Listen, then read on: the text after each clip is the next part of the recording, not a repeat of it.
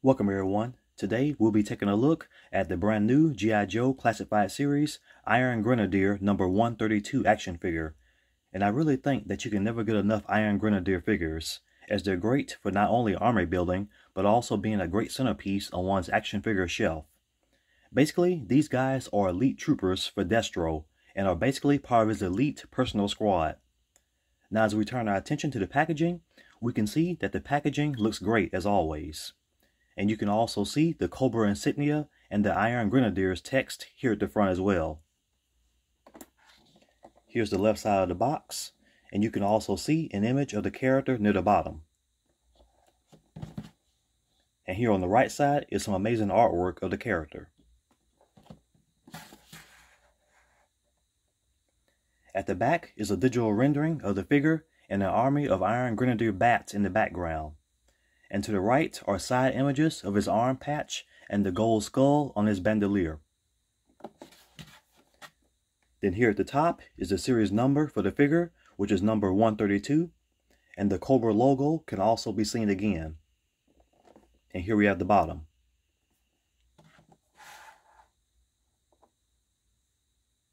So here's the accessories. First, here's a crested helmet. As you can see, the gold crest on the top. The overall design of the helmet is very smooth, and you can see a horizontal line at the back. Looks great.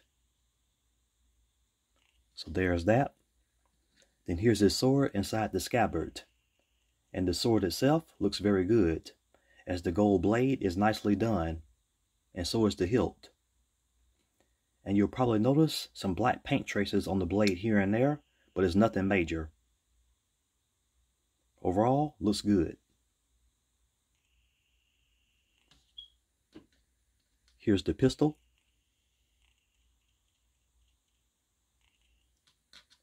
Next, here's the assault rifle, and the clip can detach. Here's the submachine gun, and it has a nice gold finish at the top.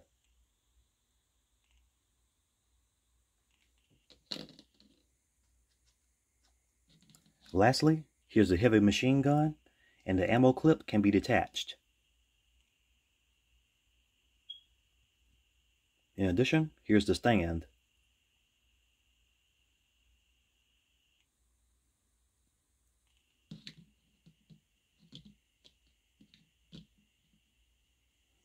And there we go. So as you can see, these are very nice looking accessories. Alright, let's take a deep dive into the details of both the helmet and mask. The helmet itself has some really nice sculpt work, as you can see various lines sculpted on it. And the black is basically a matte black. There's a large silver piece that covers the ears and extends around the back of the head. And you can see some excellent riveting and line work design on it. In regard to the mask area, the visor itself has a shiny appearance to it, and it has a silver frame around it. Now the lower part of the mask area, which is a glossy crimson red, has a respirator port on the left side. And there's a silver one in the center over the mouthpiece area. Also, both of the ports have some really nice grill work on them. Then there's a small tube-like device on the right side of the lower mask.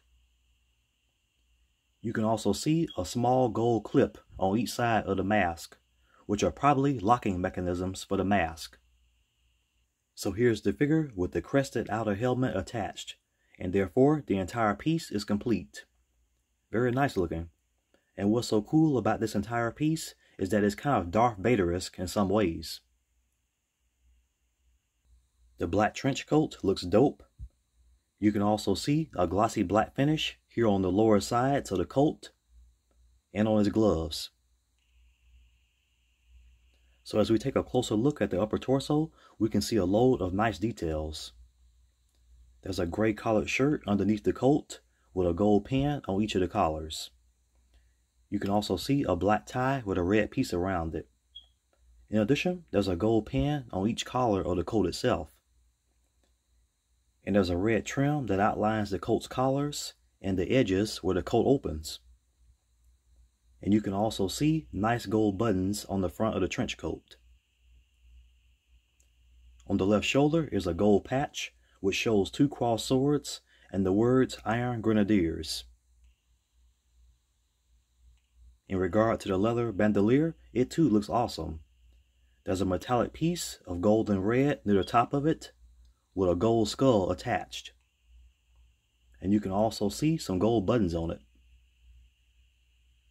He has 2 belts. The upper belt has a nice leather look to it, and it has a gold buckle. Likewise, the secondary belt below has a nice leather design as well. There's a very detailed gold skull buckle on it, and there's a pocket to the left. The lower part of the trench coat looks good, just like the rest of it, and you can see more of the excellent red outlining on the edges of the coat openings. The dark gray pants look great, and they consist of knee guards as well. As for the boots, they're very sleek. There's a pocket on each side of them, and there's also a small gold buckle at the front of them both, above the foot area. Here at the back, you can see some more shiny black paint finish on the elbow patches, and also on the upper and lower back areas of the coat. The gold buttons over each shoulder look good. You can also get a complete view of the holster attached to the bandolier. And there's one strap to the waist here at the back as well. Overall, a really nice looking figure. And the attire, which consists primarily of black, red, and gold, looks awesome. Here he is with the sword inside the scabbard, which is attached to his waist. And the assault rifle is equipped as well. This guy looks amazing. And basically, you can use these types of Iron Grenadiers as leaders who deploy the bats into battle and stuff.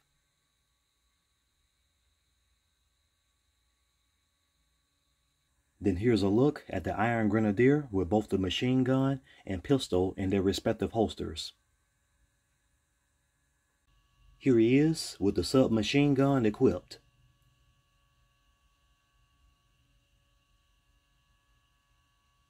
At this time, we'll take a look at him with both the pistol and submachine gun.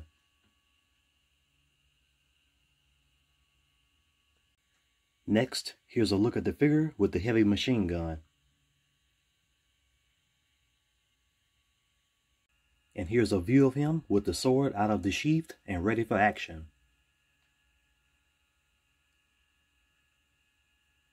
So it's now time for the articulation. And I took the helmet off during this part so it wouldn't fall off. And with the helmet on, the range of movement in the head is basically the same as it is with it off. So he looks up that much. He looks down that much. His head can tilt. And he can look from side to side easily. Butterfly joints at the shoulders. The arms raise up this far. Full arm rotation. Bicep swivel. Double jointed elbows. And a wrist swivel with a hinge. Ab crunch, and he bends forward really far. And he bends backward quite far. Waist swivel, and a ball joint pivot in the waist area. The legs move out to the sides this far, which can be expected due to the trench coat. They kick forward nicely, and they move back quite far. Thigh swivel, the knees are double jointed, and the lower legs can bend back quite far. And when you position them back through the coat openings like this, it allows for much better movement. Swivel above the boot. The foot goes up this far. It goes down this far, which is very good. And there's an ankle pivot. Alright, so we reach conclusion time. And based on what we saw earlier in regard to the figure and the accessories, we can definitely say that this is a very good figure. I mean, so much is right with this figure. The entire helmet and mask design has a dope sculpt, and is cleanly designed in every way. The trench coat looks amazing, and the sleek areas on it really make it pop even more. Regarding the accessories, they all look great. Overall, the figure, attire, and accessories all look really good, and have an amazing deco. As for the articulation, it's really good, despite the trench coat. And the leg movement is really only hindered somewhat when the legs are positioned out to the sides. But other than that, the lower part of the trench coat does allow for some decent movement in the legs in the overall sense. So overall, this figure is great, and it basically exudes an authoritative persona, and as I mentioned earlier, these particular figures would be great for leading battalions of troops, such as bats for example. So as always, I enjoy giving you all great reviews on the latest figures, and next up is the Iron Grenadier bat figure, which I'll be reviewing very soon. And as always, thanks for watching. I hope you all enjoyed this video, and please leave a like and subscribe.